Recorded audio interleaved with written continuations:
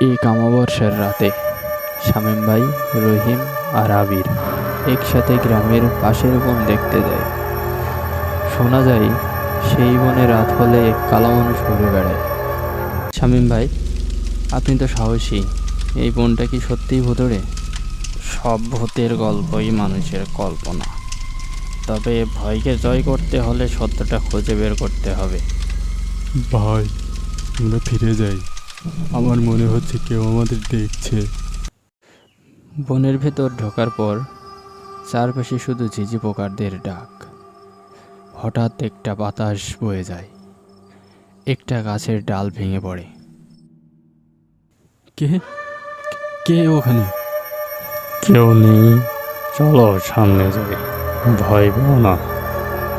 কিছু দূর যাওয়ার পরে হঠাৎ তাদের সামনে এক ছায়া দেখা যায়।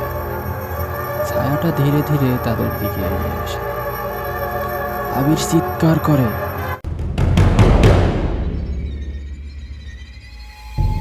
ভূত! আ- আমি আমি আমি দৌড় দিচ্ছি। আবির থামো, ভয় পেয়ে পালালে কিছু হবে না। রহিম, তুমি আবিরকে সামলাও, আমি দেখে আসি। শামীম ভাই সাহস করে ছায়াটার দিকে এগিয়ে যায়। তুমি কে? এখানে কেন?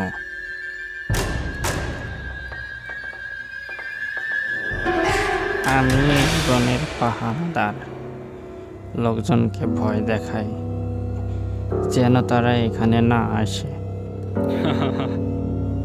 তাহলে এতদিনের ভূতের গল্প সব মিথ্যা? আমি ভয়ে পাগল হয়ে গিয়েছিলাম। দেখো, ভয়কে জয় করতে হলে সত্যের মুখোমুখি হতেই হয়।